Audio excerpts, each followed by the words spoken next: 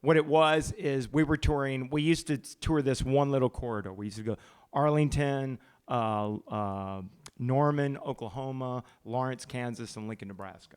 And we do that, and then 3 months we go back there and do it. And eventually, slowly, it started to spread eastward, and our popularity started to spread westward. And then we were playing Chicago. We were playing Buddy Guy's Legends. And that place has a built-in crowd to begin with. Right. I mean, so the place would get just stinking packed. I mean, stinking packed. I mean, literally, you're just standing there with your elbows against your ribs, and you can't move hardly.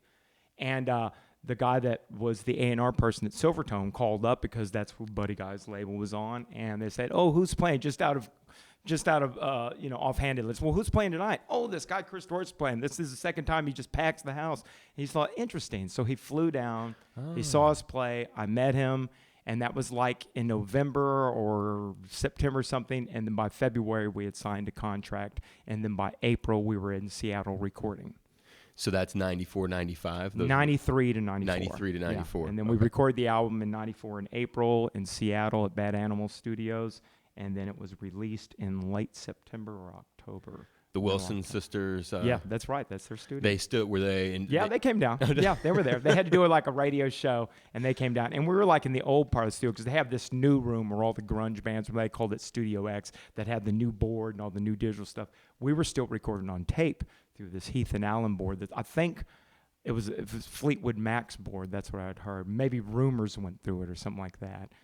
The Credence, for boards. You learn all those geeky things. Really, what music went through this board? But it was Tower of Power went through it. The What Is Hip, that album went through that board as well. Wow. But yeah, it was interesting. But what we did, we were recording live basically on that album because the producer came out, saw us at a gig, picked out all the songs that he wanted us to record, and he thought what we need to do is keep a sort of live vibe. And that was Dennis Herring, who was also doing Buddy Guy's records, and Dennis Herring's done a bunch of records. But he said, we need to do this live thing because that's what makes you special. And that's where the name Texas Sugar Strap Magic came from. It came from a play off of Chili Peppers, Blood, Sugar, Sex, Magic. Right. That's cool. Yeah. You should have heard some of the other titles the record company came up with. Oh, my God. Let's see. Sneaks and Strats. A play off Converse, because I used to wear Converse. I still wear Converse, but there were some pretty stupid ones. But that one seemed to be the most innocuous that seemed to work for us. Over the years, that has probably led to you getting to do a number of different tours, interactions, maybe with some of your heroes, maybe with just people who you admire. Are there memories that you look at, some of the bedrock cats Definitely. I mean, I did a Hendrix show. McLaughlin was there. McLaughlin's like my all-time favorite guitar player, and I just couldn't believe I was there with McLaughlin, as a peer, not just a guy, because we were all in this big Hendrix show. We were all doing Hendrix music. The Experience Hendrix? Yes, it was. I still have that T-shirt. It was like 95. They did the show up in Seattle. Got to meet Al, got to meet the whole family and stuff. This is the early years. Exactly. Before they started the tour that they do right, now. Right, precisely. Yeah, and they were just doing sort of big events up there in Seattle. Wow. And we just had John on the program, the Black Light album that he just put out. So that's that is your number one all-time guitarist? Yeah, that is. It really is. Every time I think I'm playing good, I'll listen to McLaughlin's latest and go, I know nothing. I know nothing.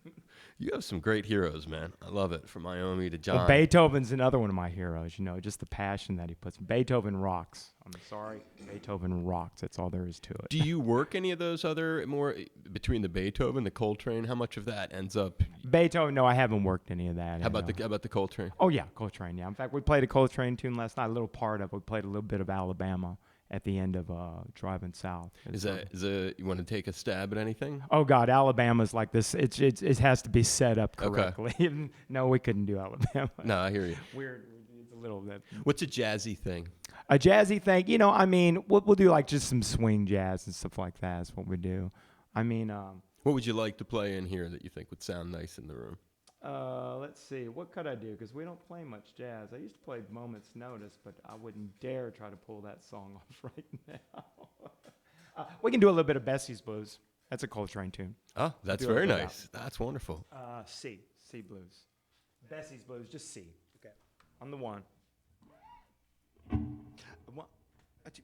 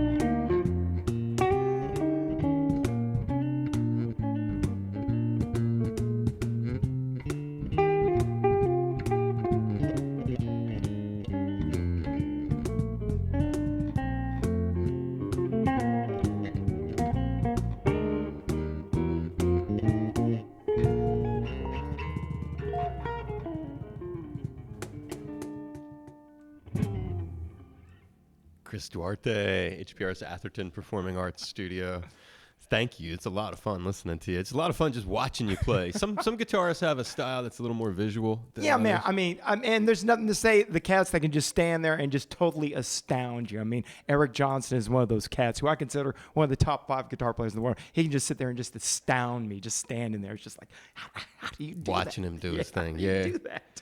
But yeah, I just can't help it. You know, the music just moves me, and it's just the way it is. It's wonderful. It really, it's a nice style of guitar. It reminds me of somewhat of Jeff Beck or Buddy Guy, the way they just grab the thing like it's a misbehaving child. I mean, yeah, man, because you're just, you know, you hear something in your head, you're getting it out, and, you know, motion goes with it, you know. Lucky 13. What makes you say, because it's a weird era we're living in, right? Records, it's a whole strange thing. You go on the YouTube instead Totally of buying changed. a Right. thing. It's hard Totally to people download. I mean, it's this plastic device. Right. I never thought we'd be talking about them like they were relics from another era, but in fact, it's a strange world. But yet, whether it's John McLaughlin, whether it's yourself, people come up with new records. You know, Booker T, we just had in here. I mean, people want to, and they have different reasons. Sometimes it's, as John McLaughlin was saying, since he's one of your heroes, he's like, you know, Dave, I'm not going to, if I sell 5 copies, I'll be lucky. I do it because this is what I do. I have a friend, he's a painter. What's he going to stop painting? You know, it's, so when you think of Lucky 13 and the climate that we're in, where was your head at in making it, and, you know, sort of your goal in coming up with a new record in this era? You know, I wish I had those idealistic sort of things back in my head, but it was just making another record. Mike Varney, bless his soul, the guy that runs Shrapnel Records, him and I just love the creative process, and we're addicted to the creative process of getting together and making records. You know, building, you know, laying down the skeleton. The skeletal form of the song, and then putting on the muscular system and putting on the nerve system. That's what we love doing, you know, because we'll get all the basics done, and then we let those guys go, and then we start building the song, you know, erecting it and giving it legs under it and letting it walk, you know. I'm creating a monster or whatever, some beautiful thing, and that's what we love to do.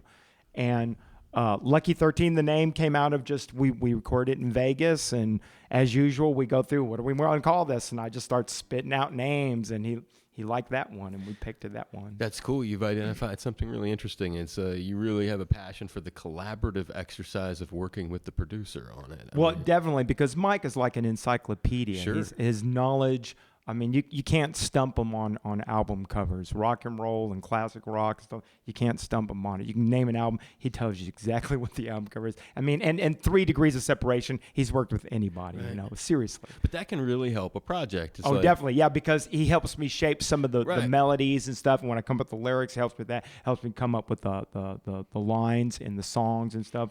I mean, he's just great. And you have to be, when you're doing something like that, you're letting yourself be open to suggestion. And I mean, that sometimes it takes a little bit of, you got to have a lot of trust, because creating art is sometimes your emotions come to the top, and it can be really frazzled, and, you know, you get into arguments and stuff. And you see that constantly. And, you know, so to hear you say you crave getting back in there with this cat who has that role, that says a lot. That's a neat way of looking at the project, because they can have a huge influence on the way it sounds. They can come up with a lot of creative stuff, suggestions. And I've met so many artists who they get into a thing where it's their art. They get kind of particular when the producer, you know, there's like a limit to that. Really. Well, I do have that too. It's like, no, you're not changing that word. That word means a lot. That sort of propels the story, you know. But I mean, as far as the melody goes and stuff like that, but it's give and take. Like you say, it's compromise. It's give and take. That's cool. Well, that's neat that you have that. Is there a track on that you would like to? Sure, we'll play a track on that. We'll play Ain't Gonna Hurt No More.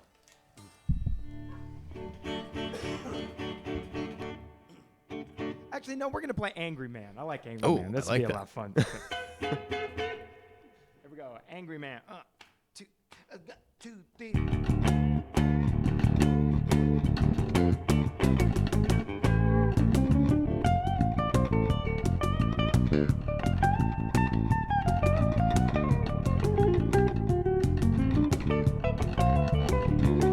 I said, oh, holy moly, did you hear the news?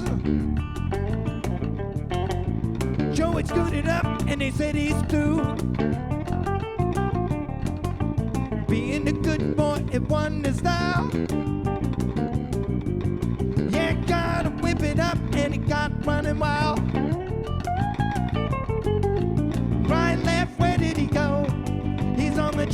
down on Mexico.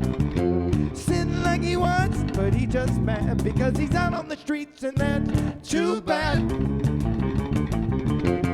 Yeah, Joey, he got drunk and he started beating Sarah. Started fighting, sitting like he's ma, and he broke the mirror. Later in the evening when he drank the wine, smoked cigarettes at the local 5 and dime. Right, left, where did he go? He's on the train down on Mexico. Sitting like he wants, but he just mad because he's out on the streets and that's too bad. Joey's an angry man, yeah, doing the best he can. His dad was a rock and all he saw was the back of his hand. We'll never understand, yeah, demons inside a man. Mama could never, now we all do what we can.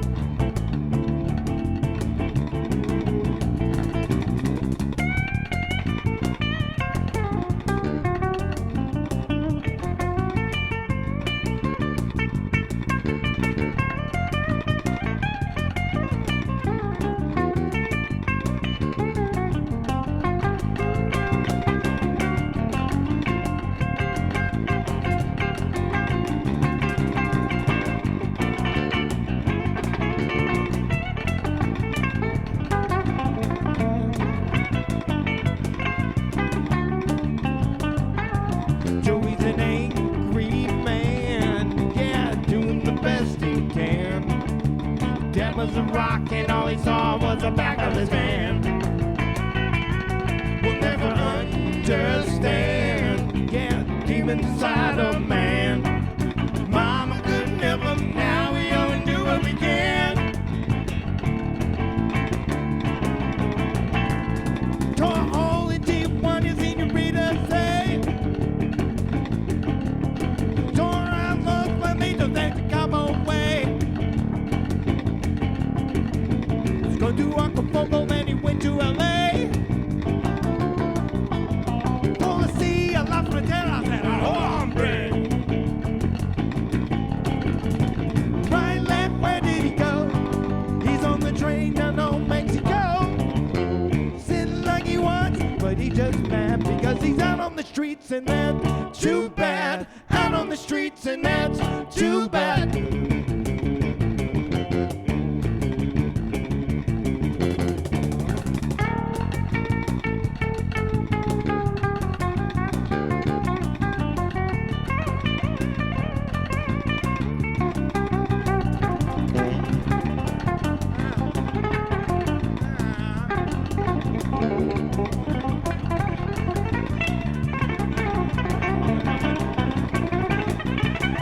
Too bad, much too bad. Too bad, much too bad. Too bad, that's too bad. Too bad, much too bad.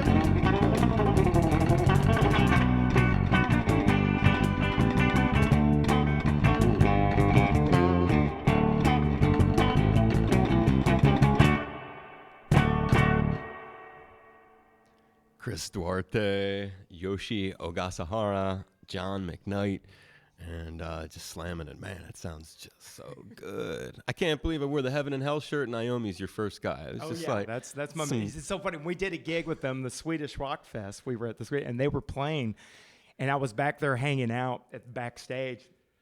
At that, and there was Tony's guitars right there, and there was the evil guitar, the SG was right there, and then the tech goes, "Go ahead, man, pick it up." I was like, "Oh, I ain't touching that thing. Forget you, man. That's evil. It's evil." I mean, there was no way I was gonna touch it. It was like I was so reverent of it. It's like have Tony come around the corner, give you that eye. Yeah, funny. Another funny story too is I was playing with NRBQ. And they had Joey, the bass player's older brother or younger brother, was the road manager, and he was like the slash guitar tech. And he was trying to tune up Al's guitar and stuff. And he just can't get it right, and he had one of those strobe tuners. He's going, "Man, I just can't do this. Can you do this?" I said, "Yeah, I'll get it." And I worked with it, got it. And so when they came down backstage, there I was with Al's guitar, and Joey, the bass player, was like incredulous. Like this look was like, "What are you doing with Al's guitar?" And I like put my hands up like, "Hey, hey, hey!" And then at the meantime, unbeknownst to them, the guitar was given to Al. Al was checking out, and Al turns around and goes and tells the road manager, "Man, you did an excellent job tuning this thing, man." And the guy goes, "No, Chris did it." So I was vindicated actually. That's awesome. But it was so funny to see Joey like, "What is going on?" One of those moments. Right. He's like, hey. I could just imagine. That's a good one. Hey, I couldn't let you get out of here without doing the song. Of course. It's funny because I remember WBCM very well. Mark Parento, that was my boss. Okay, yeah. I remember it very well. And I remember he would come out to my gigs and stuff like that. Yeah. That was one of the big stations for us. Them, Chicago, Kansas City, Seattle. Y'all were the big stations for me out there. And then Florida, I think. Yeah. It's great memories, and that's cool that you remember it like that. And the station did strongly support you. Of course. And that's wonderful that you have a memory like that. Well, this is a great song to play back then. And as I plugged your gigs in town, it was fun to mention it on the air for folks. And it's just wonderful to have you play it in HBR's Atherton Performing Arts Studio. Well, thank you so much for having us here. It's a glorious little room. I love it. It looks like a little performance room. That's the cool thing about this. On a very small scale it is. Okay, here we go. The song, the big hit, My Way Down.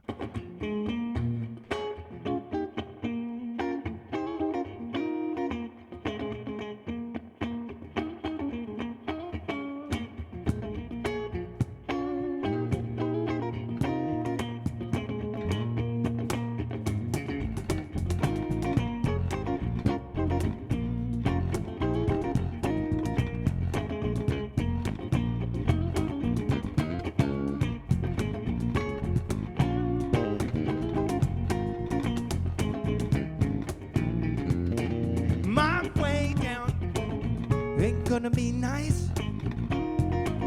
Long road down, walking up the face on my way down. Rough you see, all the trouble that you want coming back to me. Every Saturday night, no loving and fights. What can I do wrong? Nothing going right. I'm a bill paid, little money I made. Pulling through my head would be my best first aid, my way down. My way down. I can't see straight with the problems I face. Things were good, always at my place. Now that's all gone. Memories go past, left meaning nothing when it going by fast. Crowds getting smaller, women and you going dollar. All this pressure on me, tell me what I gotta be. Don't know when I did wrong. Memory journey so long, get right through this storm and I'll be. I did come on my way down. My way down. My way down. My way down.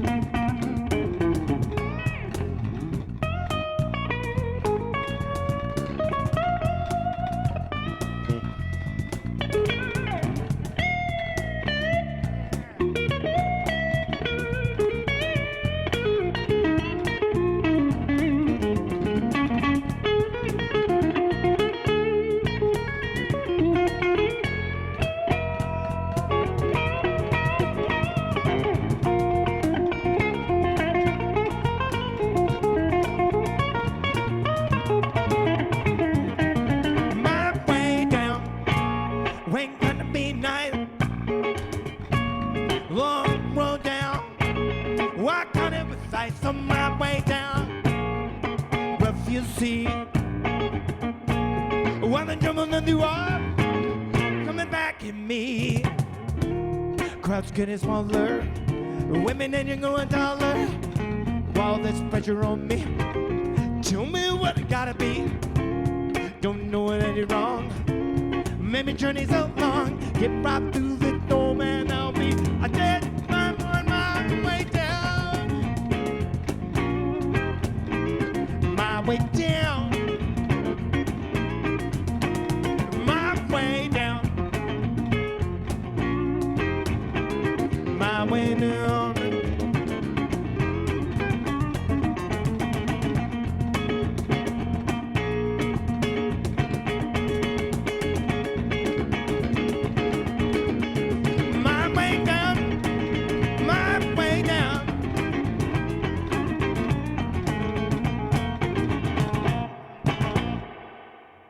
Live on All Things Considered, one of his favorite shows, Chris Duarte.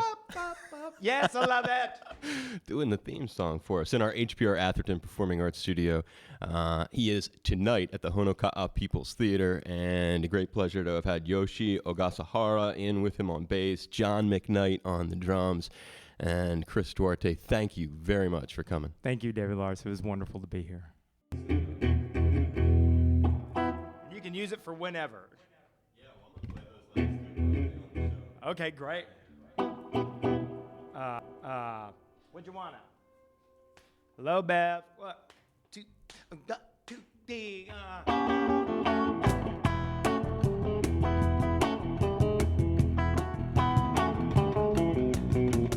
If you think I wasn't so sweet, would you take the socks off my feet? Would you carry me home if you knew I wasn't complete? Would you pick the food from my teeth? Would you pick up food? Would you wanna stay?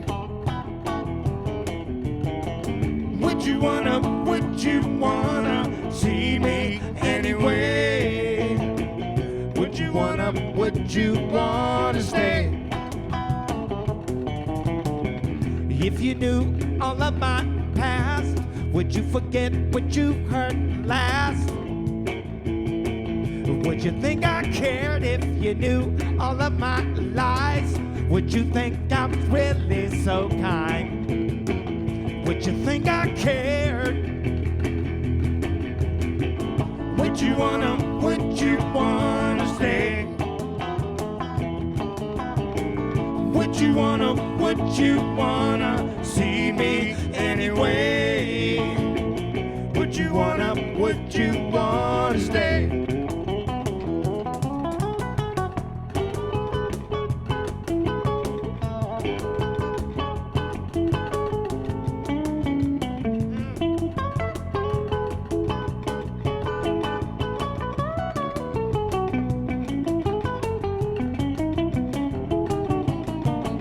If you knew all of my life, could you still look me in the eyes? If you knew all of my sins, could you even hold me? Would you even hold me? Would you even hold me again? Would you wanna stay? Would you wanna see me anyway? Would you wanna stay? Would you wanna stay? Would you wanna see me anyway? Would you wanna stay? Would you wanna stay? Would you wanna stay?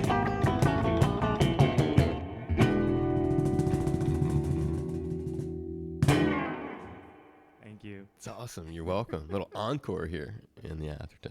That's great. And I was thinking you were going to do If I Was a Rich Man. Right. That's great, though. Thanks. Thank you very much.